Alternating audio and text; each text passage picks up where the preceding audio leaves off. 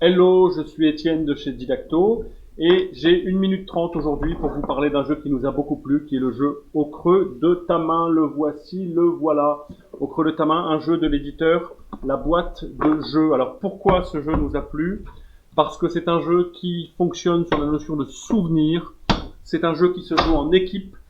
C'est un jeu intergénérationnel. Donc on y va, je vous montre comment ça se passe. Clac. Au creux de ta main, on dispose d'une centaine de cartes qui représentent des souvenirs. Donc on a toutes sortes de souvenirs. Là, par exemple, j'ai une recette de cuisine, la recette du thé au citron. Un théâtre de Guignol des années 1950. Les premiers pas sur la Lune. Un grand-père qui récolte du miel avec sa petite fille. Des vacances à l'ancienne.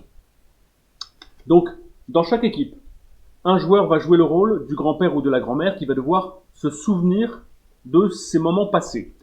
Il a ou elle a les yeux bandés. Un autre joueur joue le rôle de son petit-fils ou de sa petite-fille qui devra lui faire deviner, se rappeler de ses souvenirs anciens. Donc se rappeler comment? À l'aide d'un certain nombre d'objets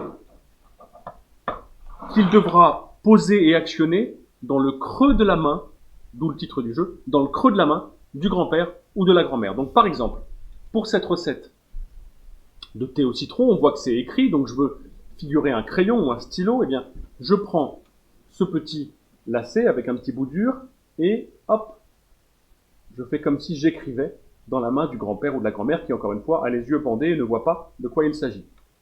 Ensuite, je veux figurer la tasse, donc je pose ça dans la main du grand-père, et puis il y a marqué mélanger avec une cuillère, ce sont les dernières phrases de la recette, eh bien, je prends la petite toupie, et puis je fais le geste de mélanger comme ça. Voilà. Donc, une fois que cela est terminé, le premier souvenir, on passe à un deuxième souvenir à faire deviner, que je pose à côté. L'équipe adverse devra prendre d'autres souvenirs dans sa propre main, histoire de brouiller un peu les cartes, de mélanger le truc. Hop.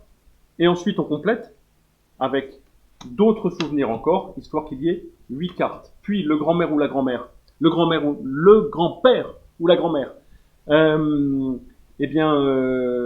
enlève son bandeau et devra deviner les souvenirs qu'on a essayé de lui représenter dans la paume de sa main.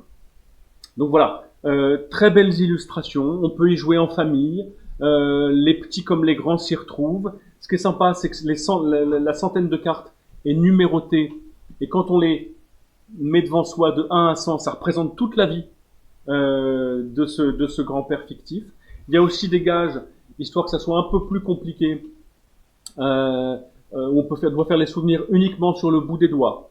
On doit ne pas utiliser ou n'utiliser que certaines pièces.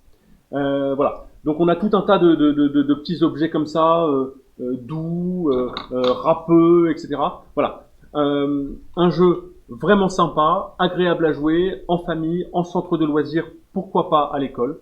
Donc un de nos petits coups de cœur du moment, de cette période pré-Noël.